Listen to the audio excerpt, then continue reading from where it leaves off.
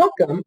On behalf of the city, I would like to welcome you to this workshop and thank you for considering to run as a candidate in the upcoming by-election. I'm Janet Presley and I'm the Chief Election Officer and the workshop's presenter. Bonnie McHugh is the Deputy Chief Election Officer. Council 101. Being a member of council can be a very rewarding and exciting experience. As part of council, you'll be making decisions that will impact future generations. This workshop explains council's role in governance, the time commitment involved, and the election process. This term of office is from May 25th, 2021, which is the date of inauguration, to November the 4th, 2022, which is approximately 1.5 years.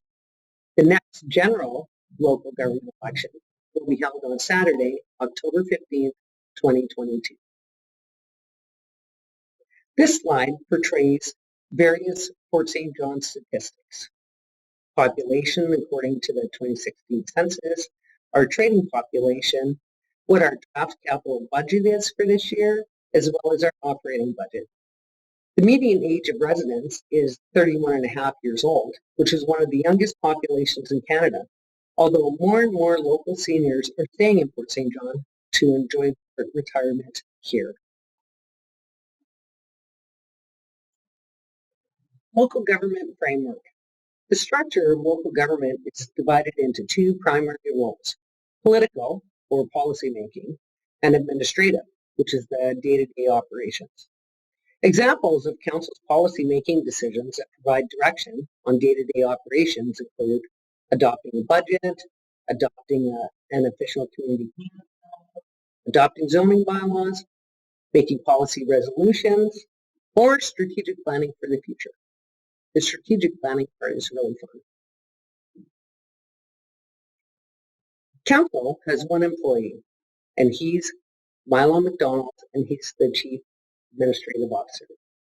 The CAO is responsible for the overall management of city operations and ensures that staff implements council's directions. The CAO and the mayor are the liaisons between council and staff. The Community Charter and the Local Government Act are documents that outline local government's jurisdiction and responsibility, essentially what the city can and cannot do. Council references these documents when considering bylaws and policies regarding city operations and service provision to the community. Council's role. Council's role is to provide leadership by developing long-term vision for the city, setting priorities, participating in dispute resolution when disagreements arise, making decisions based on best practices with the ability to access quality information and advice, determine the best public participation model to use depending on the topic to get the public involved, ensure transparency in city operations by providing access to information and making sure it's available, guarding the resources set up by policies to safeguard them, and policy leadership by identifying issues and reviewing, revising, and updating as required. The Charter outlines specific responsibilities for the mayor, which are outlined on the slide, which includes but not limited to providing leadership to council, presiding the council meetings, reflect the will of council, and to carry out other duties on behalf of council. As well as responsibilities that all members of council, including the mayor, must adhere to, and a couple of examples include considering the well-being and interest of the municipality and its community, and participating in council meetings. So a council member's expectations is a willingness to learn a new role, a desire to provide effective leadership, an understanding that council and staff are two distinct components of the same team, with the respect for the distinctiveness of each role and the desire to overlap and enhance accountability. High level of integrity and questions. Questions are always welcome because knowledge is power. As a member of council, you will be privy to sensitive and confidential information that you have a duty not to publicly release. A municipality who suffers loss or damage can recover damages from the council member who released confidential information. Remuneration. A councillor's annual salary is $35,150 per year. This remuneration is actually outlined in a council policy, which is number 74, and each December, remuneration will either increase by the Consumer Price Index for BC plus 1% up to a maximum of 3%, or be red circled or frozen if there's a decrease in CPI. Each councillor is appointed 2 consecutive months each year to be acting mayor and receives $500 each month for this additional responsibility. The acting mayor attends events, meetings, conferences on the mayor's behalf when the mayor is unable to attend due to conflicting priorities. In addition to remuneration, council receives the following benefits: group life, accidental death and dismemberment, dental, medical services plan, extended health plan, health and wellness allowance of up to $500 annually, and up to $500 towards purchase of tickets to local functions that are part of council's local government duties. Council members are often expected to attend local events, fundraisers, although may not receive a complimentary ticket. This funding allocation is used to offset the expense to purchase a ticket. Time commitments. So how much time does a member of council really spend on civic duties? The number of hours can vary substantially in the council portfolios that you are assigned, the number of special projects that the city has underway, participating in regional land use planning, major bylaw updates that require public consultation, and the time of year. The regular time commitments are the second and fourth Mondays of every month. There's regular council meeting days, except for September and December, which are the first Mondays of the month. Council passed a resolution last fall that scheduled a special council meeting for Monday, September 27th of this year.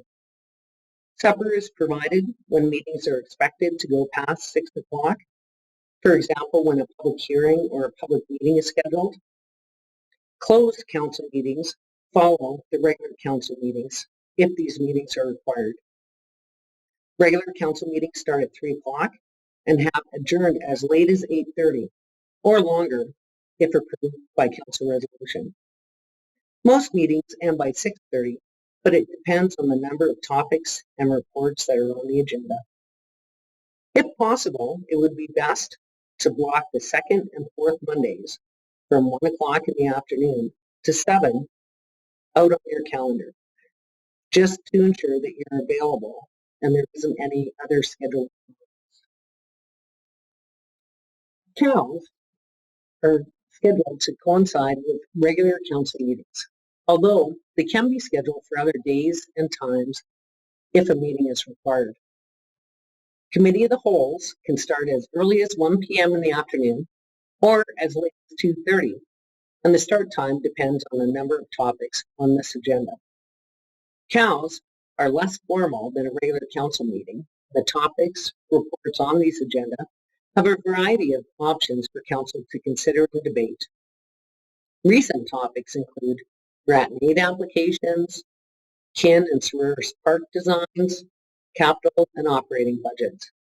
These meetings allow council to ask questions with the ability for staff to provide a more comprehensive response.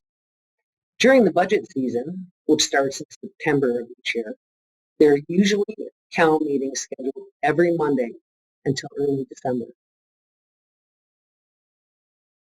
Meeting prep is an important component of any council meeting. Agenda packages are available on Thursday prior to the meeting, which allows council members the opportunity to read the material and prepare for the meeting on Monday. Reading the agenda package can be quite time-consuming, depending on the number of reports, background information provided, and the number of meetings scheduled. Some council meeting days can have up to 5 agendas: committee of the whole, closed committee of the whole, a regular council meeting, a closed council meeting, and a public meeting or a public hearing. Each council member is allocated a portfolio of responsibilities in addition to attending council meetings, functions, workshops, open houses, and special events. These appointments result in the council member attending meetings as the city's representative, for example, the regional district director. These appointments are made by council resolution or by council policy. Examples include being a representative on the North Peace Leisure Pool Committee, the city's emergency planning committee, or the tourism Fort St. John board. It is hoped that life will return to some semblance of normal, although many organizations have hosted virtual conferences over the past year. This provides each council member with the ability to participate in conferences offered without having to leave the city. Approved conference travel expenditures are outlined in Council Policy Number 98 and includes a daily per diem of $100 when traveling. There are a number of pre-authorized conferences, subject to budget considerations, that are identified in Council Policy Number 20, and 2 examples are the annual Union of BC Municipalities Annual Convention and the North Central Local Government Association Annual General Meeting. Council members should expect to be away for at least 14 days each year for conference attendance, once things are back to normal. This slide depicts a typical council calendar. As you can see, council is very active. Qualifications for office. To be a candidate, you need to be a Canadian citizen, 18 years of age or older, a resident of BC for at least 6 months. There are local government disqualifications that include being convicted of and sentenced for an indictable offense and you're currently in custody, which actually would be entertaining if you're watching this video in that situation. Being found guilty of an election offense, such as intimidation or vote buying. Qualifications for office. There's a common misperception that a candidate has to live in the local government jurisdiction to be a candidate, although this isn't correct. A person doesn't have to live in Fort St. John to run for city council. A rural resident can run, and a Fort St. John resident can actually run for a position as an electoral area director in Area B or C. So what's next? You decide to run for council. The candidates binder includes the nomination package, election information, such as election signs, city's election bylaws, the key election dates, City of Fort St. John Council information, which includes council policies, such as the council procedure bylaw, allowable expenses bylaw, just to name a couple.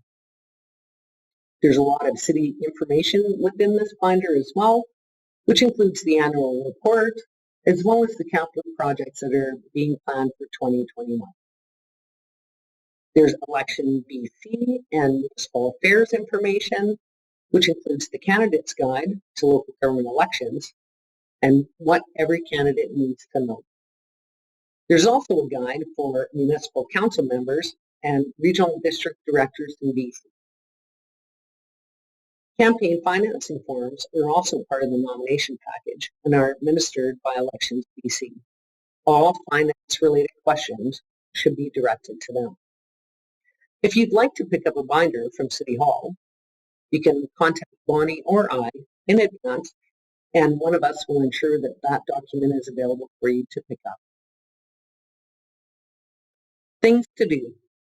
The nomination period starts on March the 30th at 9 a.m.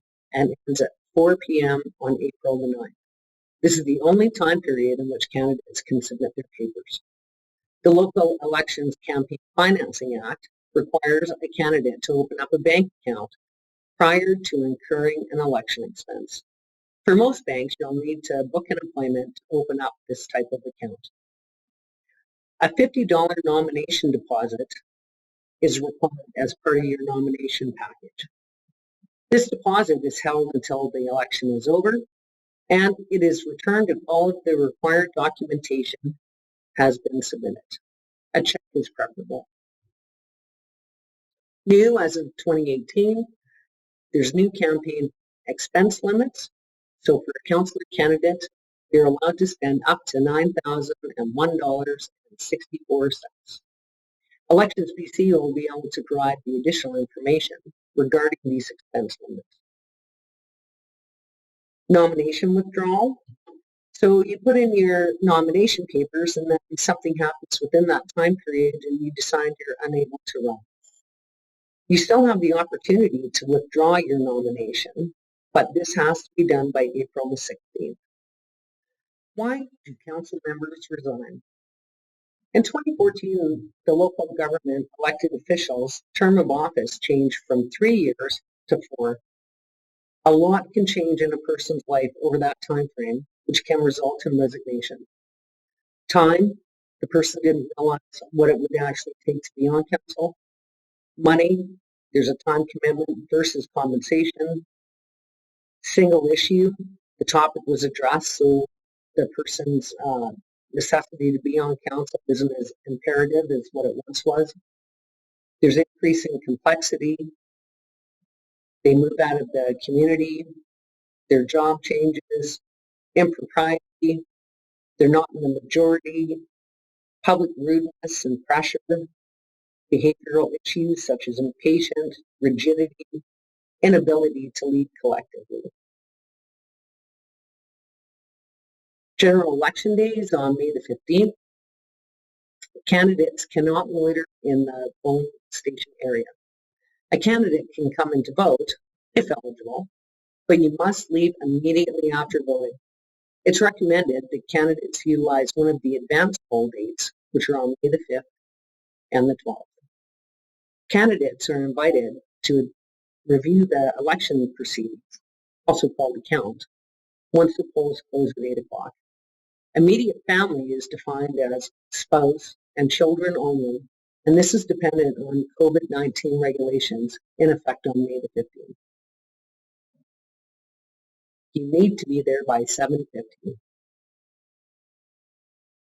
On the election day, the candidate needs to inform an election official upon their arrival so that the election official can escort the candidate and their family members to a holding room.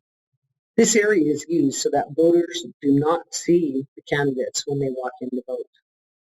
This area can include the media who wish to be in attendance at the count. Those in the holding area will be escorted to the polling station by an election official once the polls close so that they can watch the election proceedings. Don't be late because we won't be allowed to let you in. You're successful. Woot woot! You are the successful candidate. Now what? Well, you'll receive training sessions on your role as a council member, local government in general, and city operations. And yes, you'll receive a wealth of information, either electronically or hard copy, for your reference and review. The Ministry of Municipal Affairs has a number of great video resources on council's role that can be reviewed as well. Important upcoming dates. The morning of May 25th, you'll receive governance training, and at 3 o'clock, you'll be sworn in with your oath of office, which will start that regular council meeting. As the year progresses, additional training opportunities for newly elected officials may be offered, and staff will provide this information to council as it's received. Here are some additional websites that you can check out to obtain additional information. Questions? Have we left anything out? Do you need clarification on the process? Need additional city resource materials that haven't been provided to you as of yet? The staff contact information is on this slide, and you can contact Bonnie or I either by telephone or by email. What's the best thing about being on city council? Working with our fantastic city staff, of course, staff's role is to provide council with professional guidance and options for them to make an informed decision. We are always here to help. Thank you for viewing this video, and good luck. We look forward to working with you over the next year and a half.